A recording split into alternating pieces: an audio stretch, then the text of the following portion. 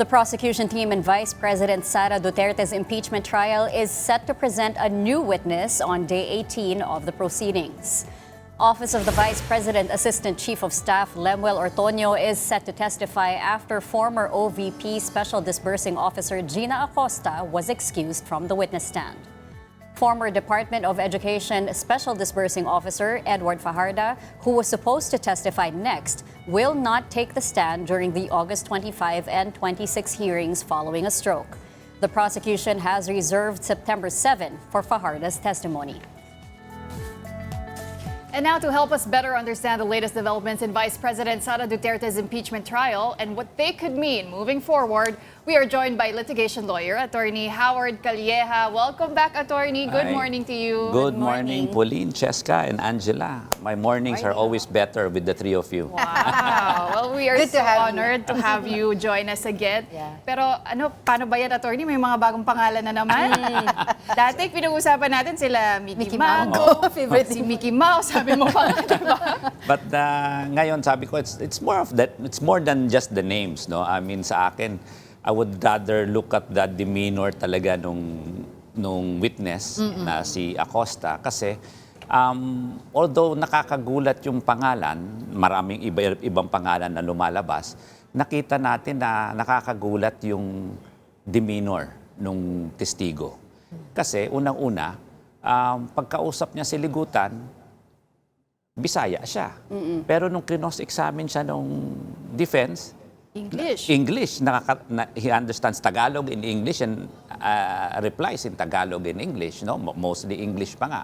But the most damning for me, kaya tama na tinawag siya na hostile witness, kasi to me, hindi man ako nagulat kasi sanay na ako dyan sa mga testigong ganyan, yung plakado. Ibig sabihin, well-rehearsed yung mga salita. At if you look at it, kahit anong tanong, hindi na responsive yung kanyang sagot kasi yung sagot niya, isa lang, pareho. Tama nga yung sinabi ni former Senate President Tito Soto, template. No? Kahit anong sabihin, kahit anong tanungin, bumabalik lang doon. So parang rehearse siya na parang yun at yun na lang. Na kung makita natin, if it is in a regular court of law, kitang-kita na may nagsisinungaling o merong mga tinatago. Pero ito, siyempre, it is a collegial body, plus it is partly legal, partly political. So hindi natin alam kung paano na-appreciate yan ng ibang senator judges at yung ibang senator judges acting as defense lawyers. Pero Attorney, despite Gina Acosta giving templated answers, was her testimony able to strengthen the case of the prosecution? Well, sa akin, as I said, no, klaro naman yung sinabi niya, even yung pagsabi na si Vice President yung nag-utos, di ba? So I think that is already clear. Malinaw yun at malakas yun. Yung kanyang pagkaplakado strengthened the demeanor, meaning makikita na siya talaga testigo ng depensa, hindi testigo ng prosecution. Plus, whatever she said did not put any value to the defense, but only more value to the prosecution. Kasi makikita mo doon kung ano yung tama at ano yung mali. So ano yung inamin niya? Vice President ang nagutos. Inamin niya yon. So klaro yon. Yung plakado niya, alam natin na briefed yon. If I were the judge, kita ko na alam ko which of the statements were true and which of the statements are untrue or rehearsed. So pero why do you think or dapat ba ang prosecution ay kunin sila Chika as their another hostile witness at this point base doon sa sinabi ni Gina Acosta? And why do you think parang there's somehow reluctance from the prosecution to get La Chica at this point? Well, my question to the prosecution is for what purpose do they like La Chica to enter as a witness, no? Kasi klaro naman na sinabi ng COA na ang disbursing officer is the final say. Siya ang merong bond, siya may pananagutan doon sa pera. At siya ang dapat mag-liquidate at mag-ayos. So, any transfer to anybody, klaro yun na bawal na yon. May misuse na yon, meron illegality na doon. So, yun, established na yon. No? Ngayon, ano ba yung sasabihin nila, Chika? Ang tanong naman dyan is, ako as a lawyer, Ang tanong is, if I am unsure or if I do not know what my witness will say, why will I ask or why will I present? Let's say in cross-examination, I will not ask you an open-ended question that I do not know or I am not sure about your answer. Kaya kung makikita mo yung cross-examine, yes or no usually ang gustong sagot. Kasi kumbaga pinapain mo siya sa isang klaseng tanong or isang klaseng sagot. Now, pagdating dito, you present a witness. Of course, it is, as you said, a hostile witness. Hindi mo siya makakausap, hindi mo malalaman kung ano yung sasabihin niya. Unlike Acosta, which ginawa mong hostile witness, pero nakakahon na siya doon sa sinabi niya, doon sa house testimony. Remember, nag-house Yes, hearing na. So kung kunyari, she would veer outside of those statements, meron kang preba, may transcript ka saying, teka muna, That's not what bakit you said. sinabi mo dito ganito, pero before ito yung sinabi mo, so may panglaban ka. Ito, hindi mo alam kung ano yung sasabihin nila Chika because he hasn't appeared. Di ba? So, may malaking question mark yan. So, would I take the risk? I think that is a question that the prosecution should answer. If you ask me, maganda na yung paglatag eh. Nakita na yung misuse, nakita na yung illegality, nakita na yung disallowance kasi from the land bank to the COA, now to Acosta, klaro na mali yung paggasta at nakita pa ito sina Mickey Mouse, Mango, Dilim. Mango. Sama-sama na natin kasi nakakatawa eh. Ano pang may laman eh. May laman. Buti dito maliwanag, hindi ang dilim. Kasi yung ngit-ngit daw pala sa Bisaya, tama ba? Dilim. Madilim daw. So baka kamag-anak daw ni Ann Dilim. Mag-anak. So, yun na nga.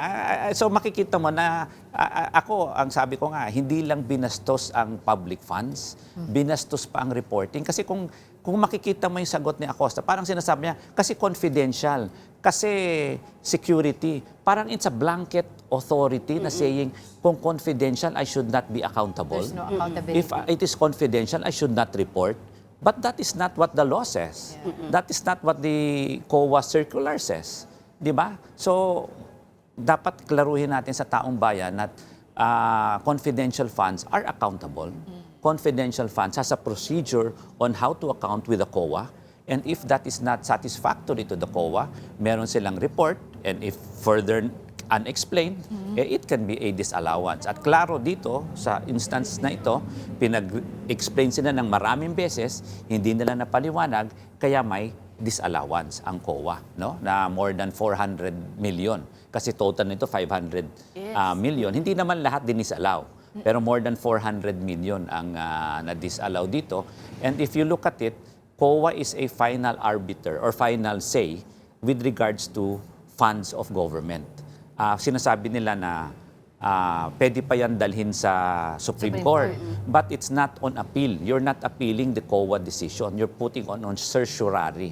When you talk of certiorari, it is abuse of discretion, not appeal of the decision. So tatanong mo, doon sa ginawa ng COA, abusado sila doon sa kanilang pagproseso o doon sa kanilang ginawa, kaya dinadala mo sa Supreme Court. Meron silang dinabag on their discretion, abuse of discretion, not on how they, kasi ang Supreme Court is kumbaga whatever factual circumstance, kasi mapakita na COA is kumbaga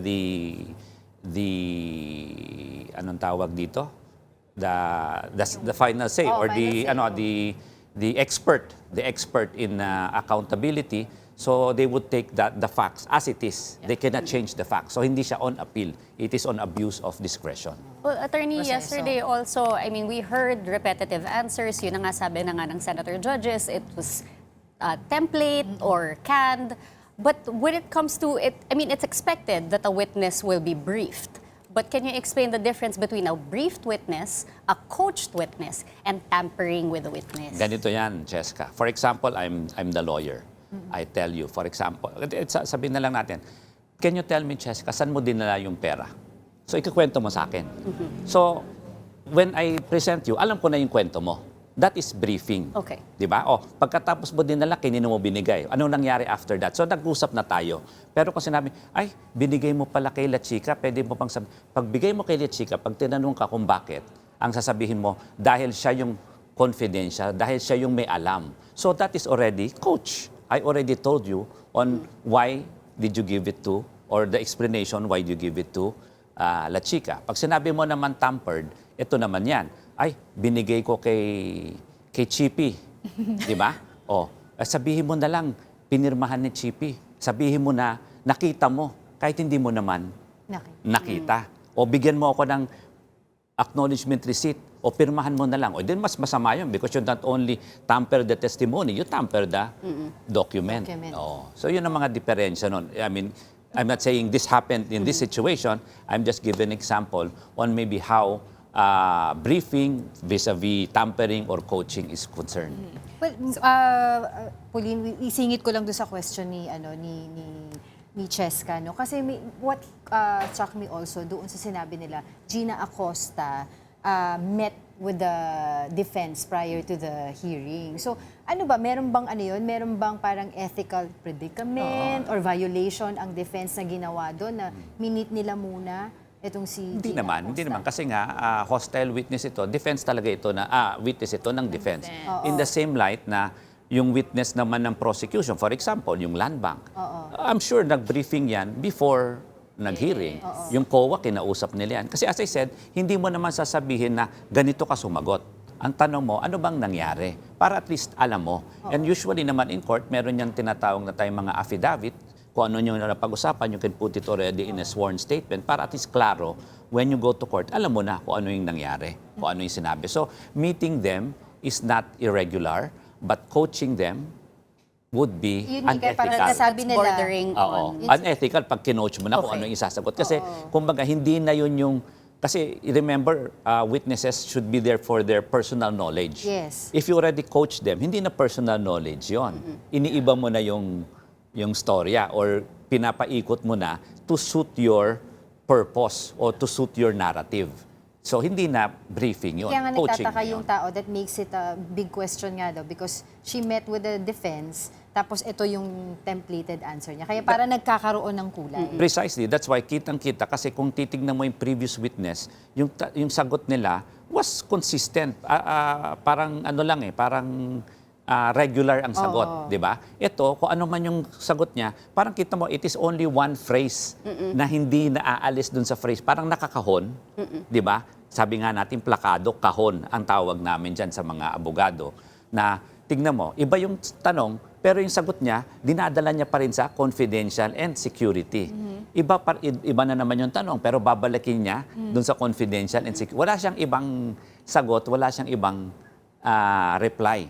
She always goes back to that reply. So parang nakita mo na hindi lang ito briefing, pero mukhang ito na-coach to a certain parameter that she did not leave. Kumbaga, she just went into that box. Whatever was asked, she just said, she just parroted what was asked of her. That is my impression. I'm not saying that happened, but that is the impression that I took from the last 2 days, last week and yesterday's witness na si Acosta. Okay, so clearly, Gina Acosta is liable and accountable to an extent. Pero attorney, could she be made as the scapegoat here for the misuse of confidential funds? Can she take the fault, take the blame instead of the Vice President? Kasi mukhang ganun na rin yung gustong gawin siguro ng depensa na ang accountable dito, si Gina Acosta, siya naman yung bonded. Even if she was just following instructions from the Vice President, mukhang willing din naman siya maging sacrificial lamb. Well, yun ang nakakalungkot dahil kumbaga she's taking the fault, taking the blame. Tama ka dyan, Pauline. But kung titignan natin, klaro naman doon at doon din sa testimony before her, doon sa COA, hindi lang naman ang Special Disbursement Officer ang liable, pati yung head of agency. Kasi ultimately, yung head of agency ang liable sa pera ng kanyang ahensya, ng kanyang departamento. No? At sinabi din naman ni Acosta na ang authority nito galing kay Vice President Sara. Kung ito banded at tinakbo niya ang pera, di dapat yung head of agency nagalit. Di ba, yung head of agency, dapat ang nagreklamo, bakit mo tinakbo ang pera? They are justifying the use for the Vice President. And the Vice President accepts and says na, tama, ginamit namin yan para dito, para dito, para dito. So, bakit natin isa lang ang mananagot? Kasama ang Vice President, kasama ang whoever other people that are within this conspiracy. So, tingnan pa natin, kaya may mga iba pang siguro lalabas mga testigo. So tingnan na lang natin kung sino pa yung kanilang mapunto. No? But then again, that has to be filed on a separate case. Yeah. Kasi we have to remember, impeachment only has two penalties. Removal from office and to prevent you from ever serving any public office after that. Pero, attorney, anong basa nyo din dun sa sagot ni Gina Acosta, no? Sa tanong ni Senator Risa Ontiveros na fair ba na you will be taking the blame for someone else's decision? Ang sagot ni Gina Acosta doon, alam naman ni Vice President Sara Duterte yung ginagawa niya. Kasi nga, sabi nga, ang ano ko dyan I would not use the word stupid because nagtatanga-tangahan, I wouldn't use that in court. Although I leave that up to Senator Tulfo. Pero parang ang klaro naman yung sabi niya is blind loyalty. No? Sadly, if you are a civil service employee, kasi ito government employee, civil service employee, dapat ang loyalty mo sa gobyerno, ang loyalty mo sa bayan, hindi sa tao. Pero obviously, nakikita natin na ang loyalty niya dito dun sa boss niya, dun sa tao, hindi dun sa constitution natin, hindi dun sa batas, hindi dun sa bayan. So sadly, sana ito rin ay maging aral sa ating mga civil service employees, no? Na pwede silang maging fall guy at sila naman yung mananagot eventually. Pero kung titingnan natin, as I said, COA already said, and nasa batas naman natin klaro yan, na dapat managot pati yung head of agency. Unless, yun nga, yung head of agency mismo nagsabing mali yung ginawa mo at kumbaga he or she ran after the SDO.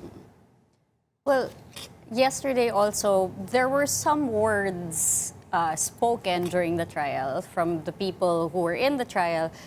Yung common sense comment by Attorney Ligutan or ayoko nang marinig yung template from Senator Tito Soto to you are stupid in the name of blind loyalty by Senator Raffy Tulfo. In an impeachment setting, it could be construed as whether dismissive or harsh. Is this necessary? Is this justified or is it too much? Well, sa akin, some of those are, tingin ko, passable. I wouldn't say allowable, I would say passable. Kasi it's, kumbaga parang yung kunyari sinabing common sense o template, tingin ko ano lang yun, that's part of that. Sa akin, too harsh naman yung sinabing, stupid or whatever. In the name of blind loyalty. Pwedeng sabihin na you blind loyalty, whatever it is, kasi stupid to me is a harsh or is a derogatory word. That's it. No? Common sense might not, hindi naman yan sa tingin ko derogatory, di ba? Although parang minamaliit mo yung tao. So sa akin lang, I think it's part of the process. But sa akin, I would not use something as harsh as stupid. But hindi nating maalis siguro yung bugso ng damdamin ng mga judge o ng mga abogado. Kasi nga, obvious na linoloko na tayo ni Acosta Di ba? So parang kung ikaw judge, parang bakit mo ako ninoloko? Paulit-ulit ka na lang. So baka doon din nila dinala. I'm not saying tama o mali, but it's not for me to use it. But if they want to use it, I leave it up to them.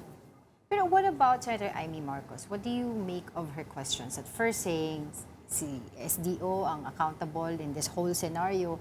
And then secondly, what is the relevance of her asking about the husband of that witness? Mali nga yung logic ni Senator Amy. Kasi kung makikita mo yung tanong niya, nahawakan ba ni VP? Nahawakan ba ni ganyan? Yun ang kanyang line of reasoning Di ba? So dapat ang tanong niya, since hindi nahawakan, di ikaw ang liable. Ikaw lang ang mananagot. Dapat doon ang bagsak nun Kasi remember, last week, ang sabi niya, doon sa last couple of weeks, ang sabi niya sa COA, di ba ang mananagot yung SDO lang? Yes. Yun ang kanyang final doon sa COA. That's her point. That's her point. So dapat, ito rin yung punto niya dito. O hindi hinawakan, hindi niya nakuha, wala siyang ginansya. O di dapat ikaw lang. Dapat yun ang bagsak doon. Di ba? So, binagsak niya doon sa sakit ng asawa niya.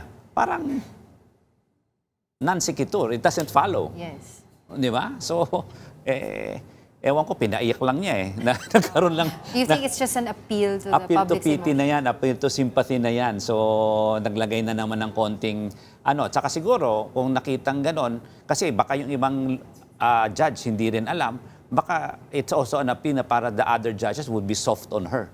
Kasi kita mo si Senator Bam. Bam, when he followed, Ang tagal na niya bago, parang he was hesitant eh. Yeah. No? Pero magaganda yung tanong ni Senator Bam. Pero Before he started, Before he diba? started. Pero ganun din yun. If I were in court also, tatanungin ko rin yung witness, ma'am. Can Okay you ka lang continue? ba? Oo. Gusto ba ng tissue? Gusto ba ng papel, ng tubig, etc. Kasi it would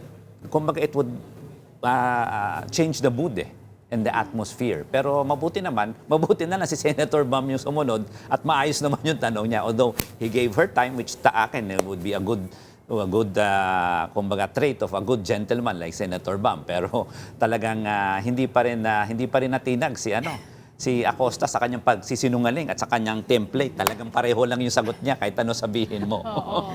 Pero Attorney, kagabi on the big story with CES, sinabi nyo na yung defense parang nagpapaka-underdog talaga, especially when they're fielding very young lawyers, right, to do the cross-examination. But why would it benefit the defense team for them to be the underdogs in this trial? Kasi, as I said, if you know, impeachment is both a political and legal proceeding. So yung political, they are playing to the public eh. Di ba? Makita mo naman, sabi ko nga, si Tita Lorna, yung kanyang pera sa kanyang nakalobotons ba siya? Na sapatos? Hindi ko alam kung... Biro lang, red Tita Lorna. yun, Biro lang. Hindi, maganda kasi talaga yung fashion sense niya. Maganda Attorney. yung kanyang maganda yung outfit of the day palagi. Ayan. OOTD. kasama ni Congressman Luis Tro. Maganda yung kanilang mga outfit, no? Compare naman sa iba. I'm not saying but let's not put it kasi on the personality eh. Pero sana dalhin natin sa ebidensya. Pero kung sa totoo lang, talagang tingin ko, kung tinitingnan na nagpapa-underdog yung si VP, magpapa-underdog din yung mga abogado. Lawyers. Kasi kita mo, kinakawawa. And they're young. And they're young. Kaya nagiging ang issue, tamo kinakawawa, baka binabastos pa, baka hindi inaano yung mga abogado. So, ang nagiging issue, ano ang laban ng abogado? Pero hindi nakakalimutan natin, ano ba yung ebidensyang lumabas? Ano ba yung ebidensyang linatag? That's why I'm saying, nakita mo, naalala mo, nung si misleading, nung nakaraan, ang daming memes, ang daming issue na lumabas, tama ba yung misleading, etc. It should not be an issue because that's an issue between the lawyers, kung tama ba yung lawyer o hindi. Alam natin, mali siya, pero let's not pound on it anymore. Let's pound on what is the evidence presented, what did the witnesses say, and what did we understand by their testimony. Dapat doon lang tayo eh. Tingnan mo, naiba yung issue. Oo eh. Parang yun yung talagang naging matunog, yun na yung nag-dominate ng O headlines. sino ba yung mas diba? magaling na abogado, sino ba yung mas gwapo. Pwede mo sabihin kung sino mas gwapo, sino mas maganda. Eh, siyempre, si Tita Lorna, tita ko yan. Hindi naman, siyempre, hindi naman tita, pero siyempre, being more senior than me, I mean, in court, I call her tita, you know, I mean, by respect, no? O balik tayo sa sa merito ng kaso, sabi nga nila, para hindi naman nila sabihin na iniiba natin yung usapan. Pero kasi ang ibang mga legal luminaries are saying that the prosecution, yes, was able to establish that there's a wrong, parang mali dun sa proseso ng SDO, 'di ba? Kasi binigay niya yung yung pera doon sa security officer ni VP Sara. But the line of questionings or how they would frame it, hindi daw napakita na talagang on that particular trial yesterday, hindi napakita na si Vice President Sara Duterte ang may kasalanan. It was just the STO.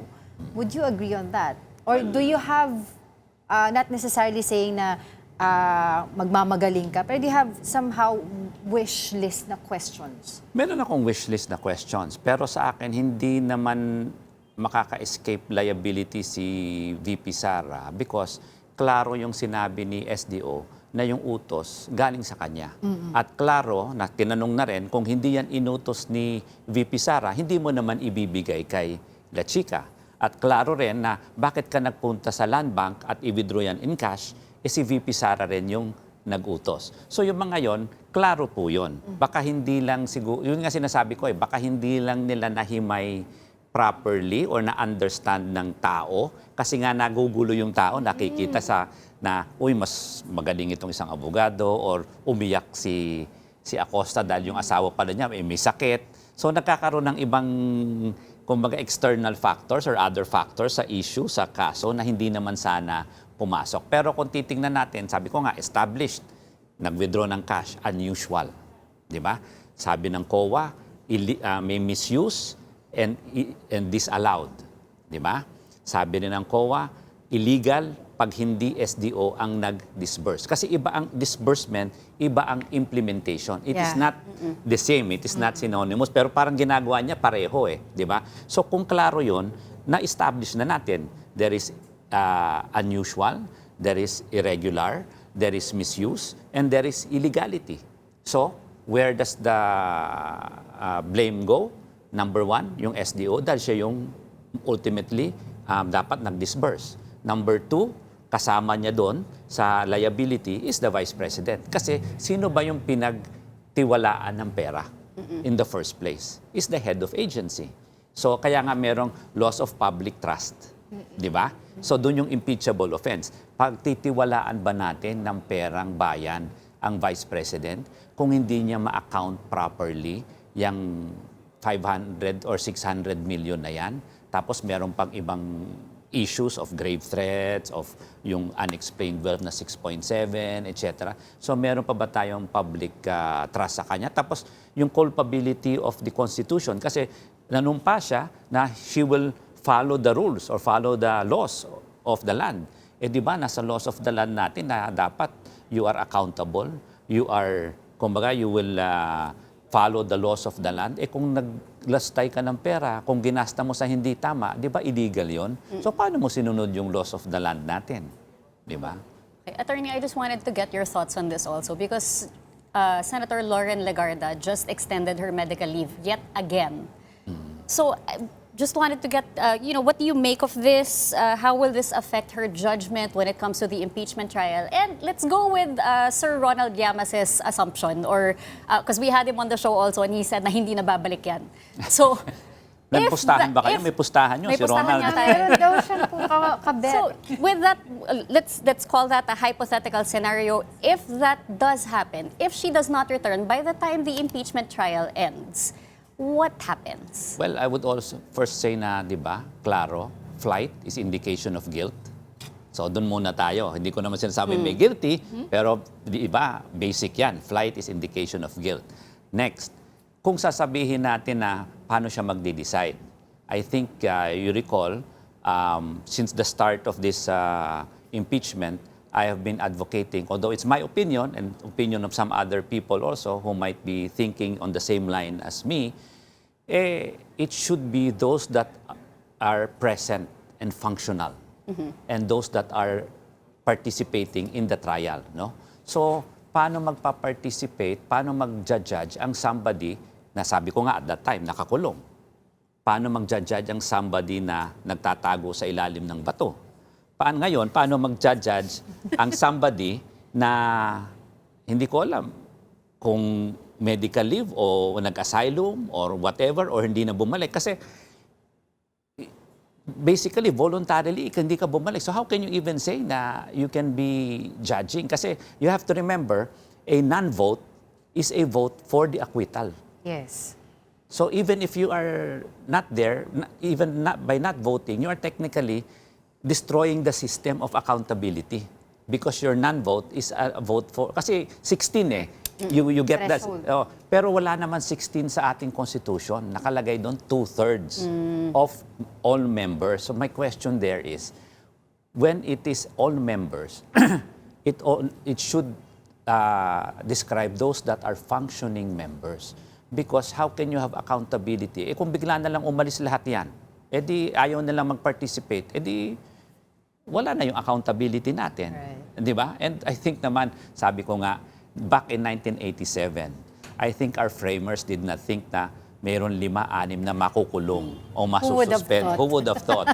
Back in 87, may pupunta sa ICC at magtatago sa ilalim ng bato, etc. We can see day 18 of the impeachment trial starting. So thank you so much for your time and insights, litigation lawyer, attorney Howard Calleja.